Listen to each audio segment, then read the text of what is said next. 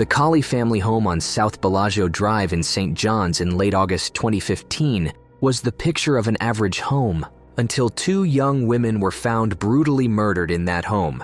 Hey everyone, welcome back to our channel. Today we're diving into a tragic case that shook a community to its core, the double murder of Amanda Colley and Linda Dobbins.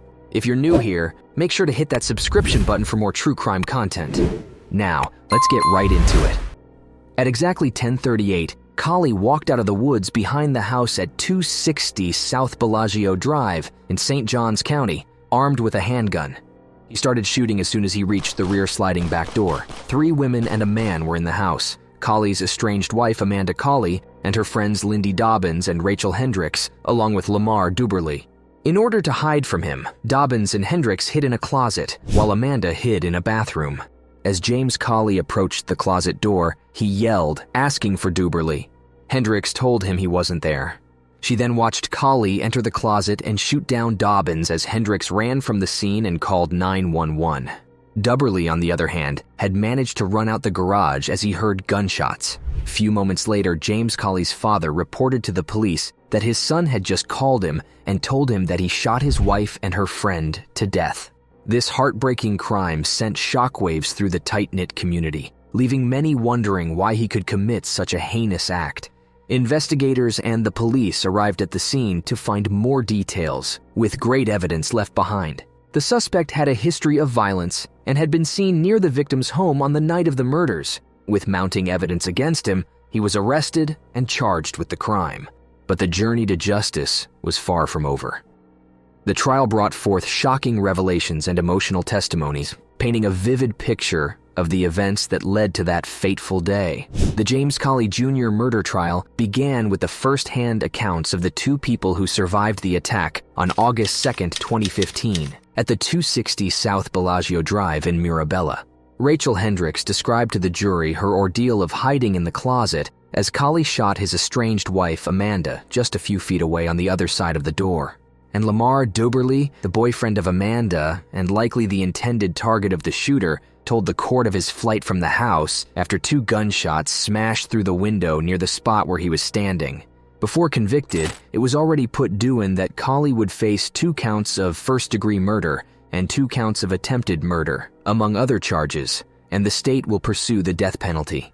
According to Hendricks, she, Duberly, and Dobbins had come to the house that morning to support her after the house had been ransacked the night before, which was believed to have been done by James Colley. The Colleys had also been in court that same day for an injunction hearing. "I gave her, Amanda, a big hug and told her it was going to be okay," Hendricks said from the witness stand.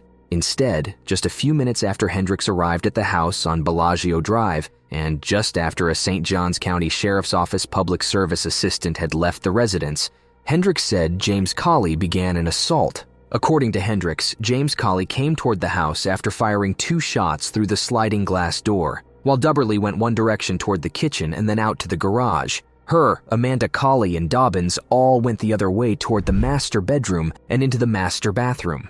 Hendricks and Dobbins fled to the closet, with Hendricks trying to wedge shut the closet door with her body because there was no lock.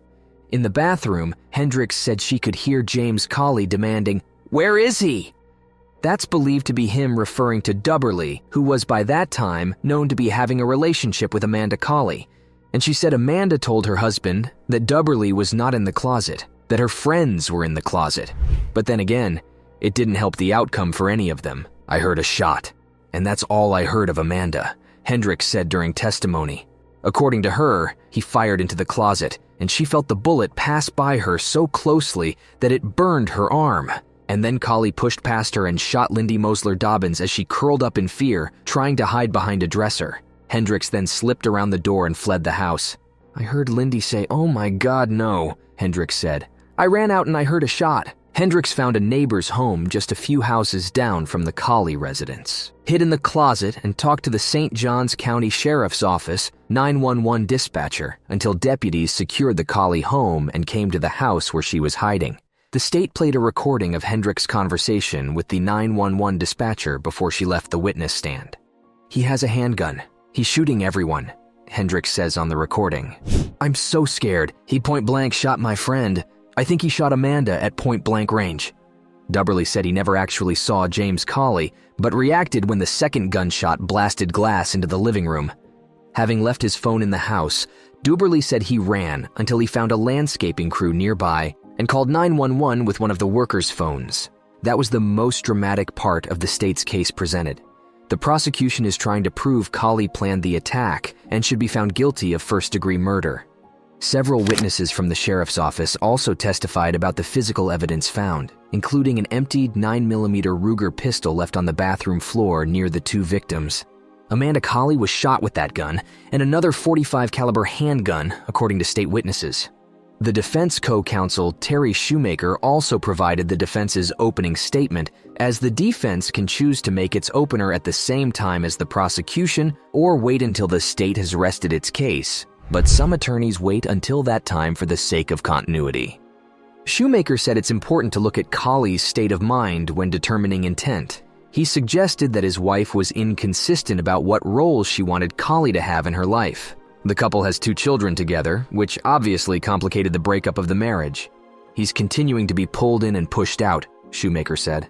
Going through the split, Shoemaker said Colley became depressed and was taking several drugs, including hydrocodone, Percocet, Cymbalta, and Ambien.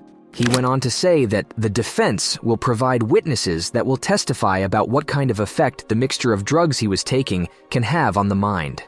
At the time of the shootings, they're going to tell you it's very possible that J.R. Colley didn't know what he was doing, Shoemaker said, but that didn't yield much results.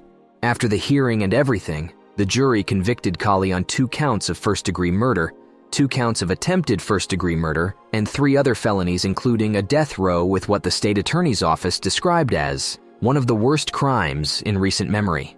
He shot both victims to death as they begged for their lives. Pronouncing the sentence, Maltz told Colley his crime was cold, calculated, heinous, and atrocious. State Attorney R.J. Lariza attended the hearing, sitting with the victims' families.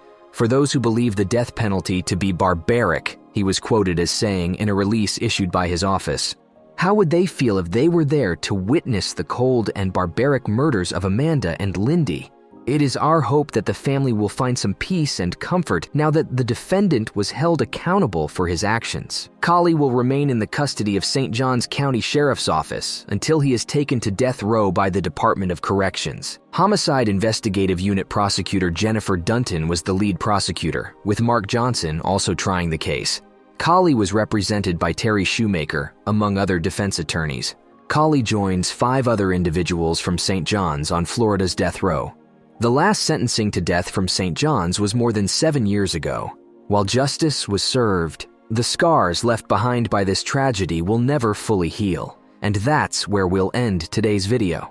Thank you for joining us as we explored the heartbreaking case of Amanda Colley and Linda Dobbins. Don't forget to like, comment, and share, and we'll see you next time.